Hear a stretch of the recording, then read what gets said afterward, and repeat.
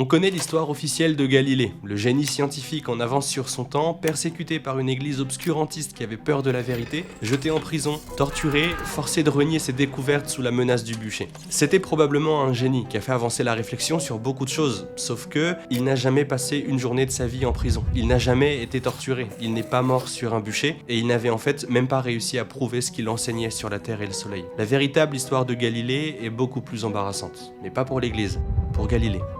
L'Église pensait effectivement, comme tout le monde à l'époque, que le Soleil tournait autour de la Terre. Copernic, plusieurs décennies avant Galilée, avait déjà l'intuition de l'inverse et étudiait très sérieusement la question en lien avec l'Église, parce que c'était un chanoine catholique, et il n'a jamais eu de problème avec la hiérarchie. Galilée, lui aussi, c'était un fervent catholique durant toute sa vie. Mais alors, qu'est-ce qui s'est passé avec ses travaux ? Aujourd'hui, on va parler de ce qu'on ne nous dit jamais. On va parler de Galilée tel qu'il était réellement. Ses avancées et ses erreurs scientifiques. Son caractère, son amitié avec le pape. Pourquoi il a vraiment été condamné, à quoi, et pourquoi l'image du martyr de la science contre l'église obscurantiste est une fabrication tardive, bien après sa mort. Accrochez-vous, il y a quelques révélations en route. Évidemment, mes sources sont en description, et si vous aimez quand on remet les pendules à l'heure, pensez à vous abonner pour ne rater aucune des prochaines vidéos.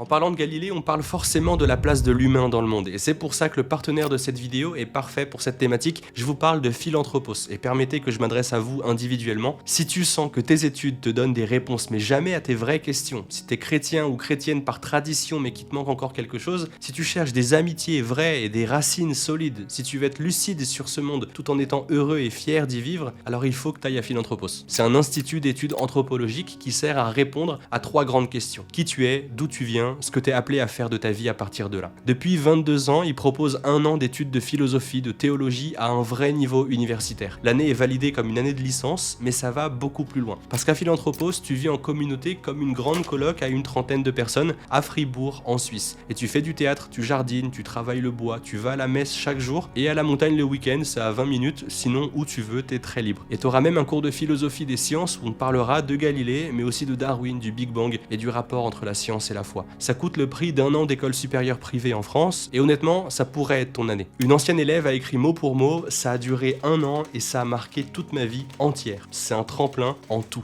Il reste des places pour septembre et vu ce que c'est presque un scandale. Le lien pour plus d'informations est en description et dans le commentaire épinglé. Va voir ce que c'est, inscris-toi à Philanthropos, moi je reviens à Galilée.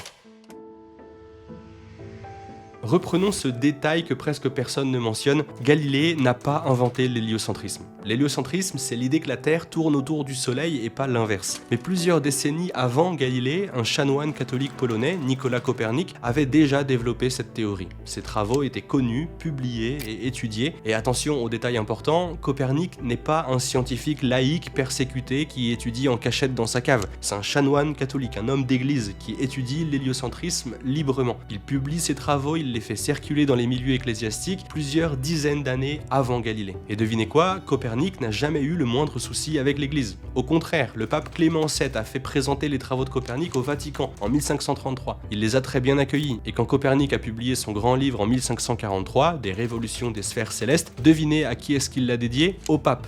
Paul III. C'était courant à cette époque, il y avait un côté « je veux me faire bien voir » de dédier ses travaux au pape. Mais quand même, ça en dit long sur l'ouverture de l'Église à ses réflexions. Donc dès 1533, ces travaux arrivent jusqu'au pape Clément VII et plusieurs hommes d'Église insistent pour que Copernic les publie. Un chanoine catholique qui défend l'héliocentrisme, qui publie un livre dédié au pape, qui circulait depuis plus de 10 ans sans problème et qui meurt tranquillement dans son lit un demi-siècle avant le procès de Galilée. Alors attendez, si l'Église condamnait par principe toute science contraire à la vision géocentrique, comment expliquer ça ? On a une réponse simple, l'histoire qu'on répète sans vérifier les sources est fausse. Ce qui s'est passé avec Galilée, c'est un sujet bien plus profond que l'héliocentrisme. Après Galilée, certains passages du livre de Copernic ont dû être modifiés à cause d'une mise à l'index, parce que c'était une étude sérieuse, mais pas encore complètement démontrée scientifiquement. On va expliquer ça parce qu'on est loin d'une pression violente ou d'une quelconque torture. Mais prenons 2 minutes avant qu'on en parle plus en détail et qu'on entre dans le personnage de Galilée. C'est important, il faut poser les bases. L'idée que l'Église serait contre la science n'est pas seulement fausse historiquement, elle est absurde. Je m'explique. Le christianisme enseigne que tout a été créé par le verbe, le logos en grec. On pourrait dire la raison universelle. Selon le christianisme, le monde n'est pas le fruit du hasard, c'est l'œuvre d'une intelligence qui l'a façonné, je cite le livre de la sagesse dans la Bible, avec poids, mesure et nombre.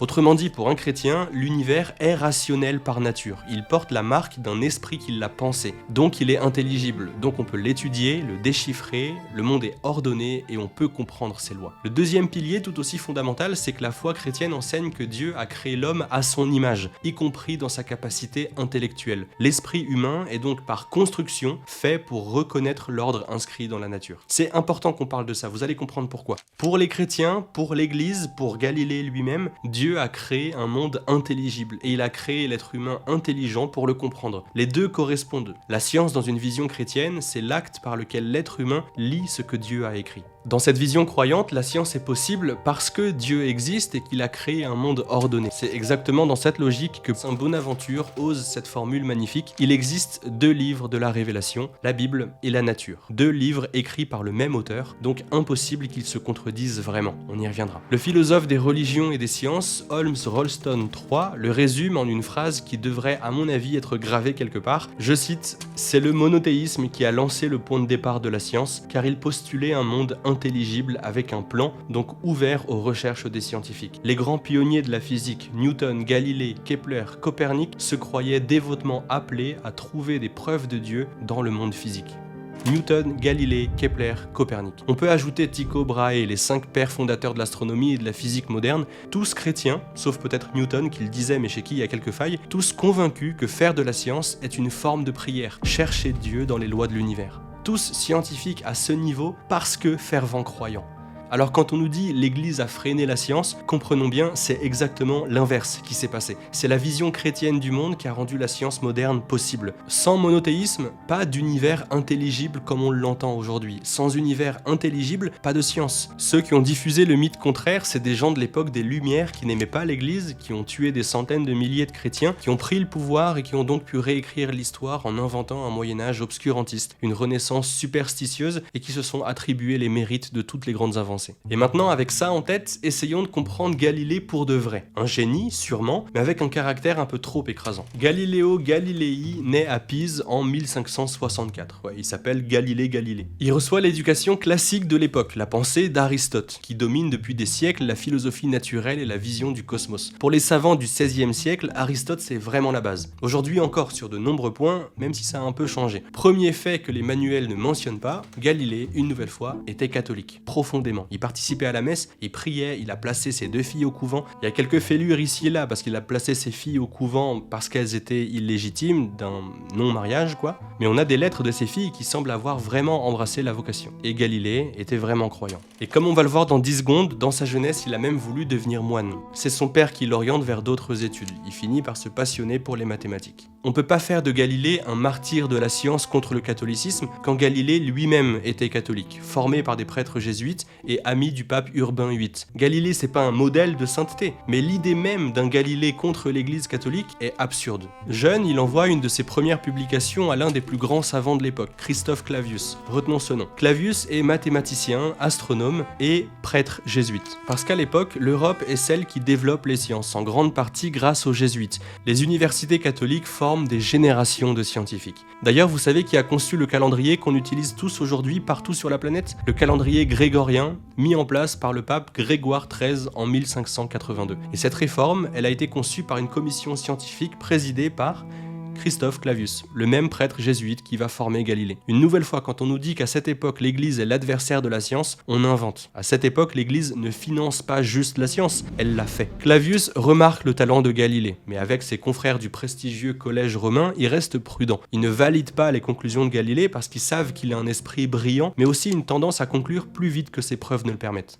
Alors Clavius l'envoie se faire former chez un autre prêtre jésuite, Paolo Valla, un logicien spécialiste de la méthodologie scientifique. Galilée n'a pas de grande distinction académique, mais il a un bon réseau. Il décroche des postes prestigieux d'enseignant. Et puis un jour, il reçoit une lettre qui va changer son rapport à l'astronomie. Johannes Kepler, le plus grand astronome de l'époque, celui qui va formuler les lois du mouvement des planètes, lui envoie une copie de ses travaux sur l'héliocentrisme. C'est pas la première fois que Galilée entend parler de lui. Dès 1596, Kepler avait publié Le secret du monde, Mysterium Cosmographicum, son premier grand livre qui défend la vision de Copernic. Galilée est enthousiasmé. Il se met à publier à son tour plusieurs livres. Sauf que, malgré de grosses avancées, il fait des erreurs. Des erreurs que Tycho Brahe, surnommé par Clavius le second Ptolémée, avait déjà corrigées. Des erreurs que Kepler avait réfutées sur ses lois et les orbites des planètes. Kepler avait montré qu'elles étaient elliptiques et Galilée a toujours gardé des cercles. Kepler avait dit que les marées étaient influencées par la Lune, Galilée dit que c'était à cause du mouvement de la Terre. Kepler avait raison, mais Galilée a l'air de ne même pas le prendre en compte.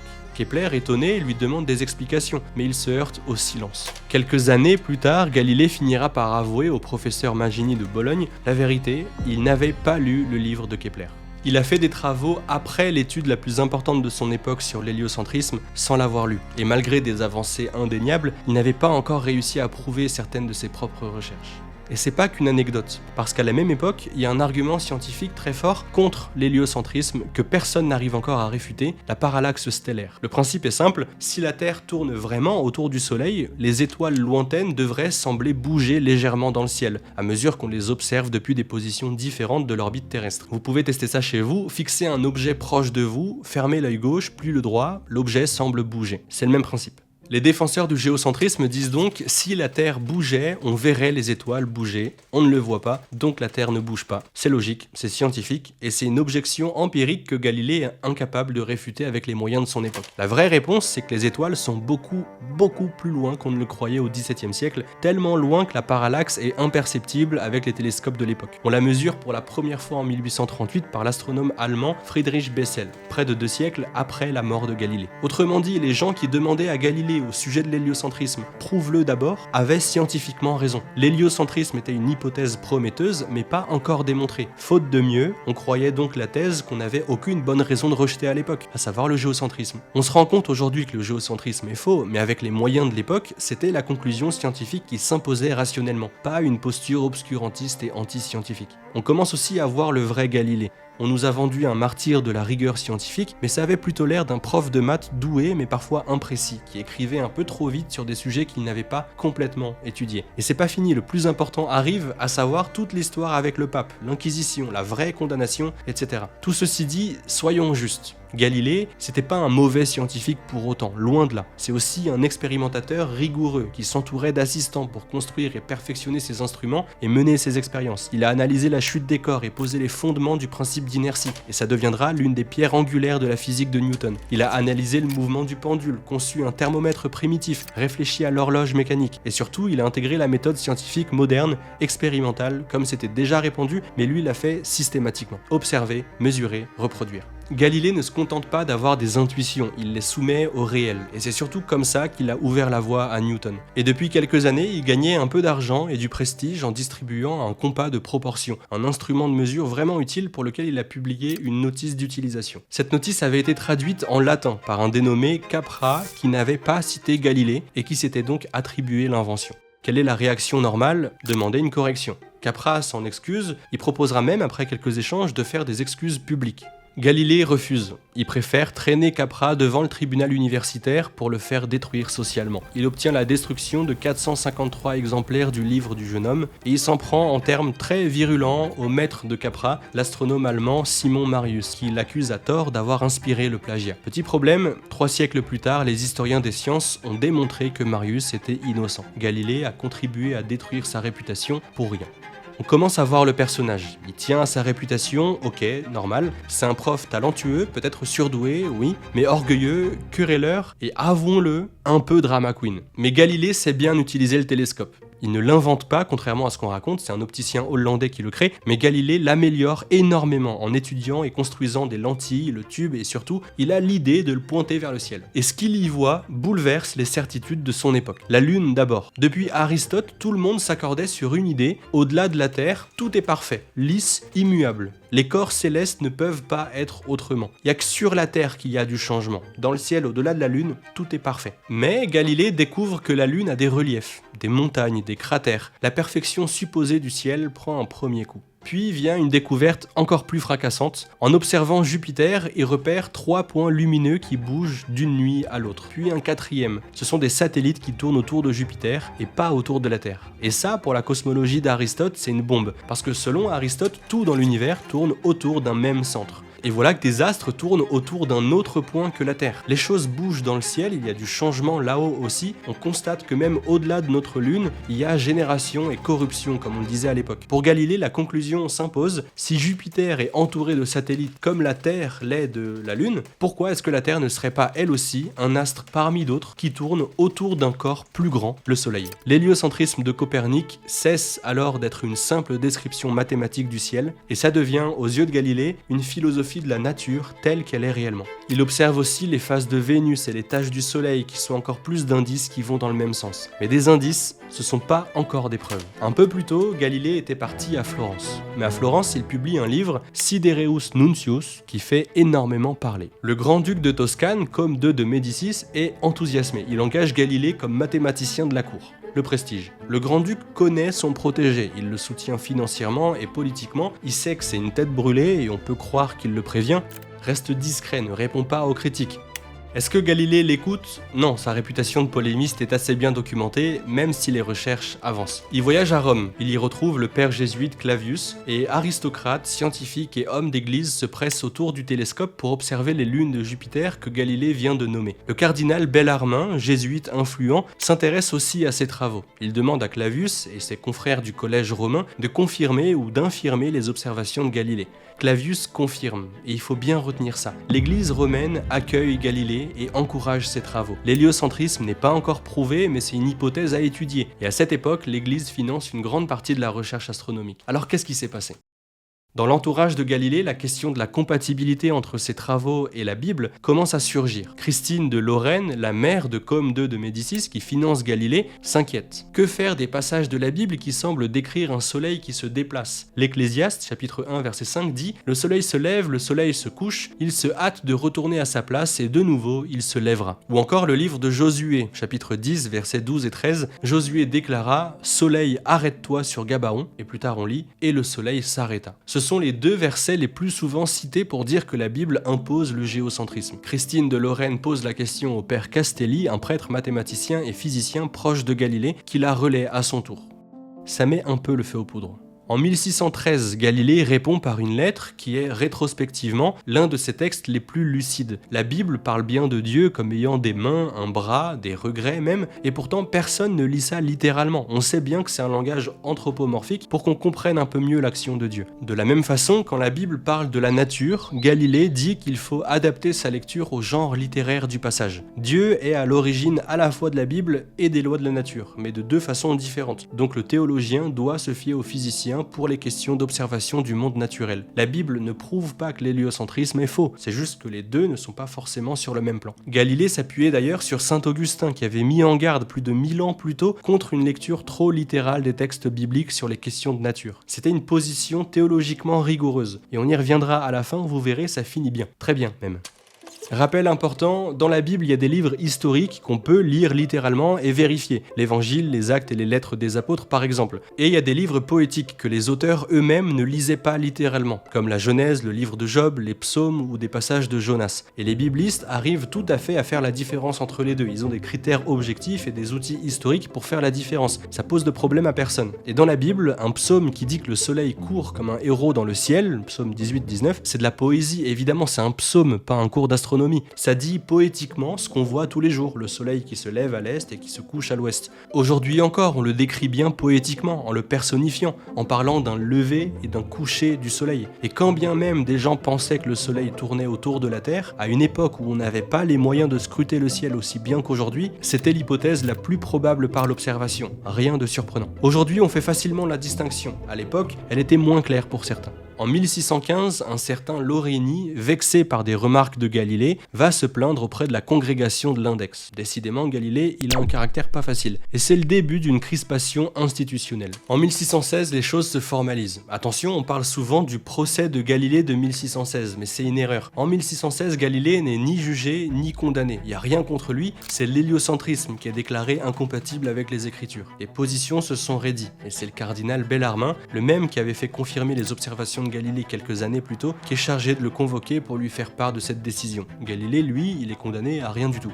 Deuxièmement, et c'est là que Galilée se plante pour de bon, il décide d'enseigner officiellement l'héliocentrisme, comme une vérité prouvée. Et il le fait d'une très mauvaise manière. Vraiment le caractère mauvais, quoi. Problème, il n'a pas encore réussi à prouver l'héliocentrisme. Justement, il a des indices sérieux, une nouvelle fois, les lunes de Jupiter, les phases de Vénus. Donc ça montre que le ciel n'est pas si parfait qu'on le pensait. Mais pas de preuve définitive sur la Terre et la Lune. La preuve viendra bien plus tard avec Newton et la mécanique céleste. L'Église catholique, qui veut aller dans le sens d'un raisonnement rigoureux, lui dit « Ok, tu veux enseigner l'héliocentrisme, prouve-le. En attendant, enseigne-le comme une hypothèse, pas comme un fait. Tu peux pas enseigner scientifiquement ce qui n'est pas établi scientifiquement. » Logique, c'est exactement ce qu'un comité scientifique dirait aujourd'hui avant de publier une découverte. Et c'est même le pape qui avait dit ça. Le pape Urbain VIII, qui était un ami de Galilée depuis des années, qui voulait sincèrement l'aider et qui était de son côté, là où beaucoup s'écartaient de lui, le trouvant un peu trop prétentieux. Imaginez, Galilée, il a pour ami le pape.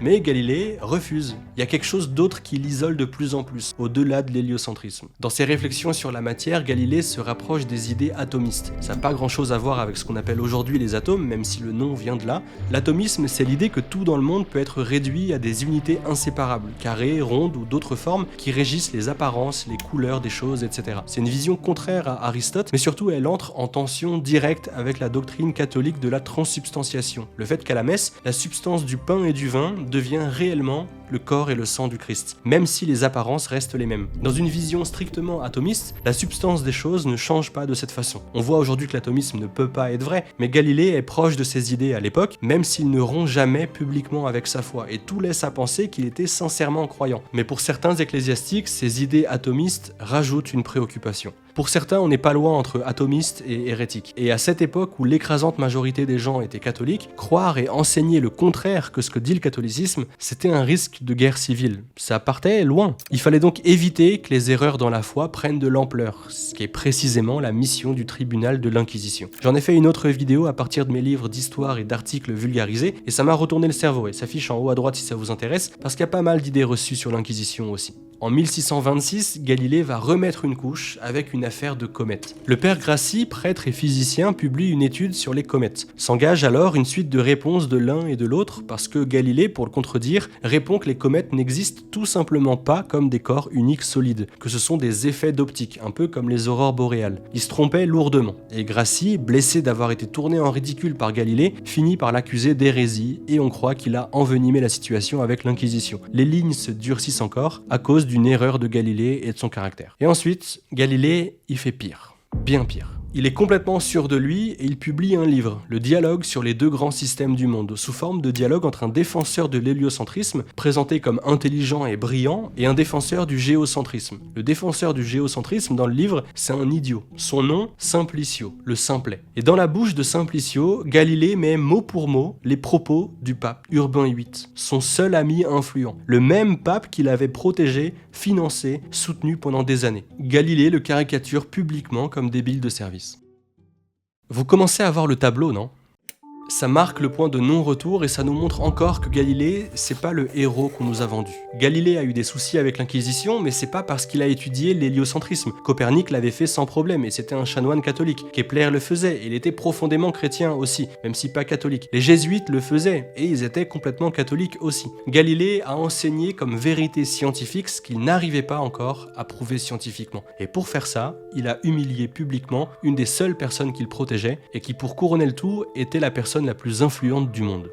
Quelle idée! Résultat, le tribunal de l'Inquisition appelle Galilée parce qu'il méprisait l'injonction de 1616 qui interdisait d'enseigner ça, alors que c'était légitimement considéré comme une erreur. Et ça, c'est mauvais pour la paix sociale, déjà pas tip-top. Et concernant Galilée, c'est là que tout le monde se trompe. On entend que Galilée a été condamné à la prison, à la torture ou au bûcher, mais c'est complètement faux. Le procès de 1633 est réel, la condamnation aussi, mais on ne sait pas avec certitude pour quel motif exact il est condamné. Le texte de la condamnation ne le dit pas explicitement. Vraisemblablement, l'héliocentrisme enseigné comme vérité établie et peut-être aussi l'atomisme, jugé incompatible avec la foi catholique sur la transsubstantiation à la messe. Ce qu'on peut croire en tout cas, c'est que le reste de ses découvertes et de ses travaux scientifiques est laissé complètement tranquille, parce qu'il a vraiment avancé et démontré certaines choses. La condamnation de Galilée, s'il renonçait à son hypothèse pas prouvée scientifiquement, j'insiste parce que c'est important, c'était juste une assignation à résidence. dans sa villa, avec ses livres, avec ses disciples qui venaient le voir. Il avait alors près de 70 ans et il n'était pas seul. Sa famille, ses enfants, ses petits-enfants, ses serviteurs l'entouraient. Il recevait des visites assez librement et il continuait ses travaux, qu'il n'avait pas vraiment le droit de publier, mais il le faisait en cachette et personne n'était dupe. En 1638, il publie même un autre livre. Il devait aussi réciter des prières, mais il a confié ça à ses filles religieuses qui l'ont fait pour lui. Il a continué à écrire et à faire de la science depuis chez lui jusqu'à sa mort en 1642. Il n'a jamais passé un seul jour de sa vie en prison, il n'a jamais été torturé, et encore moins brûlé. Alors d'où vient la légende du martyr de la science ? Pas de son époque, même pas des 100 ans qui suivent sa mort. Personne à cette période ne parle d'un Galilée martyr. D'ailleurs, en 1737, on lui construit son tombeau majestueux à Florence. En 1741, le pape Benoît XIV accorde l'imprimature à l'édition complète des œuvres de Galilée, avec des commentaires prudents, mais quand même. En 1822, la congrégation de l'Index déclare officiellement que la mobilité de la Terre n'est pas contraire aux Écritures. Autrement dit, la réhabilitation de Galilée a commencé très tôt. Mais toute la déformation d'un Galilée martyr, resté dévalorisé par l'Église pendant des siècles, vient des penseurs des Lumières. Au XVIIIe siècle, à peu près au même moment que Galilée commençait à être réhabilité. Ils avaient besoin d'un symbole pour leur combat anticlérical. Il leur fallait un héros martyrisé par l'Église pour justifier leur rejet du christianisme. Galilée était parfait sur le papier, célèbre et influent, scientifique, condamné à quelque chose par la méchante Église. Le fait qu'il n'ait jamais été torturé, ni emprisonné, ni exécuté, ni avant, ni pendant, ni après son procès, un détail. Le fait qu'il ait été orgueilleux, qu'il ait humilié son ami le pape, un détail. Le fait qu'il n'avait même pas prouvé sa thèse scientifiquement, un détail. Mais il fallait dire que l'Église catholique était obscurantiste, elle qui avait pourtant bâti les cathédrales et développé les techniques artistiques. Il fallait dire qu'elle était arriérée, elle qui encourageait les techniques scientifiques et qui les finançait. Il fallait dire qu'elle était inutile, elle qui avait transmis la foi et fait le nombre presque incalculable des grands saints qui avaient guidé le monde depuis 1700 ans à cette époque. Je dis pas que les membres de l'Église étaient tous absolument irréprochables. Certaines méthodes sont critiquables. Ils faisaient selon les connaissances de leur époque. Et le géocentrisme était effectivement faux. Mais je crois qu'on peut dire qu'on a inventé un mythe. Et on voit partout autour de nous, et moi aussi autour de moi, et sous presque toutes mes vidéos en commentaire, que le mythe a remplacé l'histoire.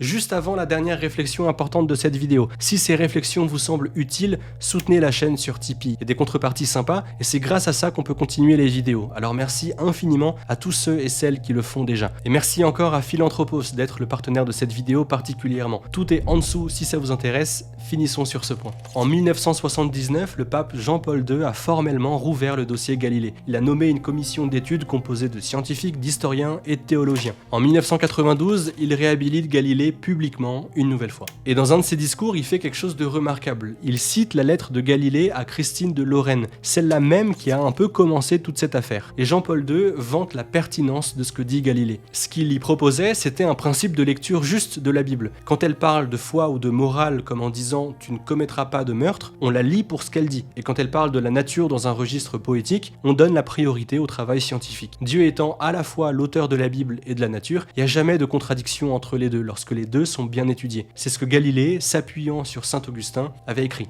Jean-Paul II conclut avec une formule qui est presque une punchline, je cite « La science nouvelle avec ses méthodes et la liberté de recherche qu'elle suppose obligeait les théologiens à s'interroger sur leurs propres critères d'interprétation de l'écriture. La plupart n'ont pas su le faire. Paradoxalement, Galilée, croyant sincère, s'est montré plus perspicace sur ce point que ses adversaires théologiens. Galilée, l'homme condamné par l'Église, cité par le pape comme un modèle de lecture juste de la Bible. Ce que Jean-Paul II souligne au fond, c'est que cette affaire a forcé chaque discipline à mieux délimiter son propre terrain, son angle d'approche, ses méthodes et la portée exacte de ses conclusions. Il y a un sens au récit de la Genèse, mais c'est pas de dire que Dieu a créé le monde en 6 fois 24 heures. L'humain existe pour être avec Dieu, mais pas forcément à poil dans un jardin. Le péché existe, mais c'est pas croquer dans un fruit. Le diable existe, mais c'est pas un serpent qui parle. C'est comme dire par exemple, j'ai des papillons dans le ventre. Ça dit quelque chose de vrai, ça dit que je suis amoureux, mais j'ai pas vraiment des papillons qui volent dans mon ventre. Le pape Pie XII l'avait dit en 1943. Son texte sera repris dans Dei Verbum au Concile Vatican II. L'Église d'aujourd'hui ne contredirait pas Galilée, parce qu'en fait, elle le cite.